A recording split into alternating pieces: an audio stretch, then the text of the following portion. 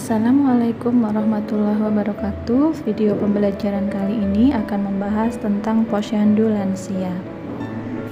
Posyandu lansia adalah suatu wadah pelayanan kepada lanjut usia di masyarakat yang proses pembentukan dan pelaksanaannya dilakukan oleh masyarakat bersama lembaga swadaya masyarakat, lintas sektor pemerintah dan non-pemerintah, swasta, organisasi sosial, dan lain-lain, dengan menitik beratkan pelayanan kesehatan pada upaya promotif dan preventif.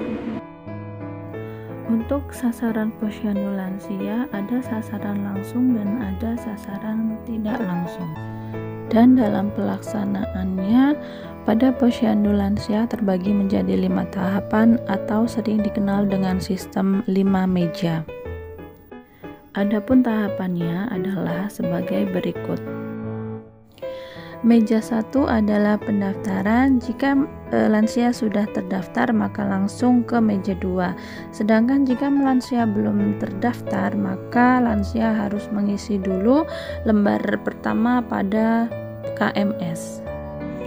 Pada lembar pertama KMS ada nomor KMS diisi oleh petugas, kemudian di situ ada nomor register kartu rawat jalan, puskesmas atau puskesmas pembantu, ditulis namanya, kemudian di bawahnya ada nama lansia, jenis kelamin laki-laki atau perempuan, selanjutnya ada umur lansia, agamanya apa, kemudian alamat, pendidikan terakhir, pekerjaan, status, kemudian yang terakhir tinggal dengan siapa.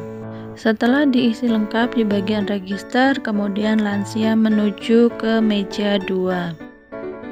Pada meja 2 adalah pelayanan kesehatan oleh kader. Di sini kader melakukan pengukuran tinggi badan, berat badan, dan tekanan darah pada lansia. Hasil pengukuran yang sudah dilakukan oleh kader ditulis di catatan kecil kemudian dibawa oleh lansia ke meja 3. Meja 3. Di sini adalah pengisian KMS atau pencatatan.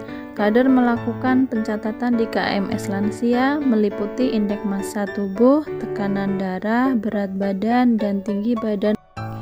Pada catatan pemantauan di sini bisa dilihat ada kunjungan keberapa, di situ ada angka 1 sampai 24, artinya lembar KMS tersebut bisa digunakan dalam kurun waktu 2 tahun. Pada kunjungan ke bisa diisi sesuai dengan bulan apa lansia itu datang. Jika lansia itu datang atau berkunjung di bulan Maret, maka diisi di bulan ketiga, kemudian diisi tanggal kedatangan, dan kemudian kegiatan sehari-hari atau kemandirian. Di sini dilihat ada kategori A, B, dan C. Yang selanjutnya ada status mental diisi di situ, kemudian ada masalah massa tubuh, jika ada atau tidak ada juga diberi tanda centang di situ. Kemudian status gizi, menghitung indeks massa tubuh, apakah hasilnya lebih, normal, atau kurang. Tidak lupa dicantumkan berat badan dan tinggi badan dari lansia. Yang selanjutnya ada tekanan darah, apakah tekanan darahnya tinggi, normal, atau rendah.